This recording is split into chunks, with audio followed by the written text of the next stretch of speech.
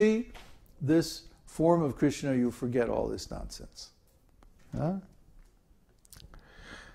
So, Srila Rupa Goswami has similarly described the transcendental nature of relishing topics concerning Krishna. A devotee once said, "It is very astonishing that since I have seen this personality of Godhead, who is washed by the tears of my eyes, there is shivering in my body, and he has made me a failure in executing my material duties. Since seeing him, I cannot remain silently at home. I wish to go out to him always." The purport of this statement is that as soon as one is fortunate enough to contact a pure devotee, one must be anxious immediately to hear about Krishna, to learn about Krishna, or in other words, to become fully Krishna conscious. So as soon as you come in contact with this science of devotional service, you should be like all over our site. Let me read all these books. Let me study all these courses. Wow, let me watch all these darshans, all these kirtans. Let me hear everything. Let me understand everything. Whew. You won't be able to execute your material duties properly. You'll become forgetful. Oh, I was supposed to be at work now. Oh, man, I was reading Srimad Bhagavatam and I forgot everything. Oops.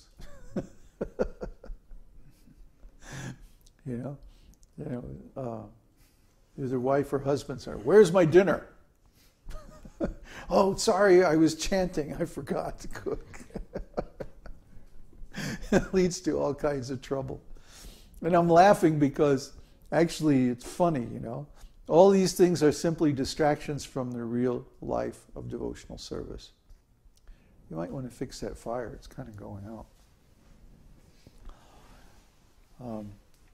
So when we forget about them, then that means we're becoming absorbed in transcendental life. And this is a good thing. This is a symptom of making advancement in devotional service. So one should actually, again, I'm reversing, see? Just like Rupa Goswami in his verse. He's praising that which should be condemned and condemning that which should be praised, right? So I'm reversing like in the same mood. Get it? Not really. Okay. Anyway, so if one becomes really advanced, you forget everything. Anyway, Hare Krishna. Srila Rupa Goswami. Similarly, there is a statement about hearing and chanting the Maha Mantra.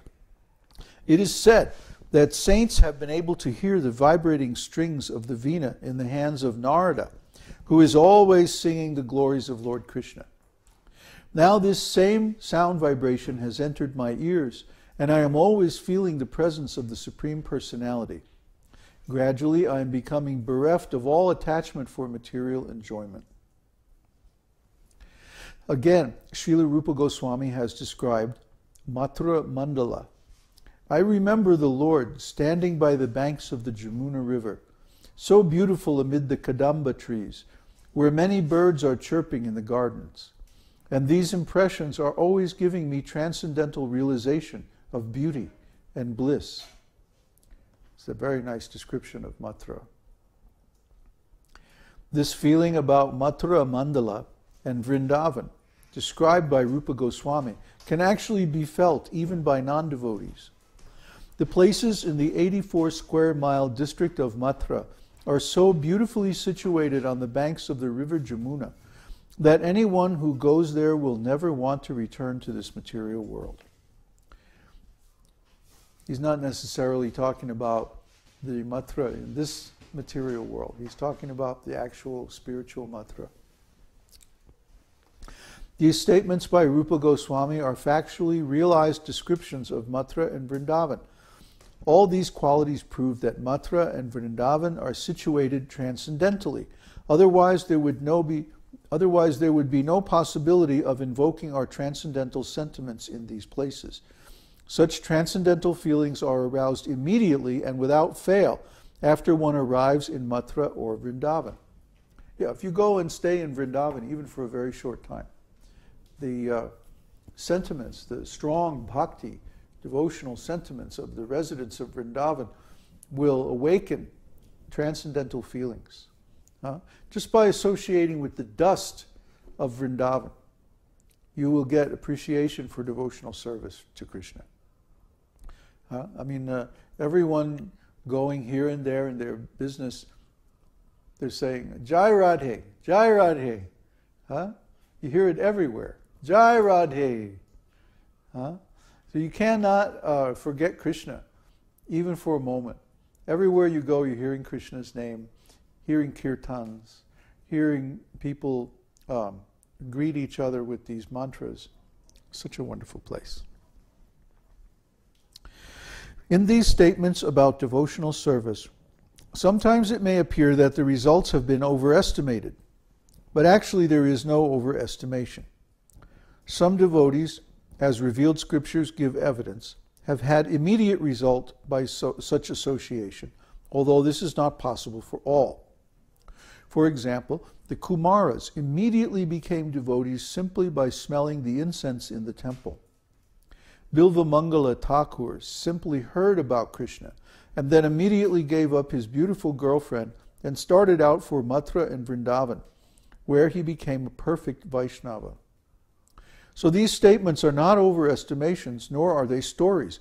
They are actual facts, but are true for certain devotees and do not necessarily apply to all. These descriptions, even if considered overestimations, must be taken as they are in order to divert our attention from the fleeting material beauty to the eternal beauty of Krishna consciousness. And for a person who is already in contact with Krishna consciousness, the described results are not unusual. This is one of the offenses against the holy name, is to consider the descriptions of the holy name or the effects of the holy name to be exaggeration, or to make some material interpretation on the meaning of the holy name. To consider that the Vedic scriptures are not factual. These are all offenses against the holy name. Actually, the wonderful descriptions of the effects of the holy name, far from being exaggerations, are very conservative. Actually, the holy name is even more wonderful than that. But the wonders of the holy name are so amazing, they can't even be described in words. We don't even have the words to truly understand. I mean, how do you describe the flavor of pure love? How do you describe the wonderful feeling of release from the law of karma? You know, how do you describe these things, these inner feelings and sensations? They're not possible. How do you describe the taste of the holy name, like when we're chanting Vishnu Sahasranam? That pure, clean, crisp, beautiful taste. How can anyone describe that? Well, I guess I just did. Oh well. Anyway, some scholars argue that simply by following the principles of Varna and Ashram, one can gradually rise to the perfections reached by practicing devotional service. But this argument is not accepted by the great authorities. Lord Chaitanya also condemned this idea while he was talking with Ramananda Rai about the gradual development of devotional service.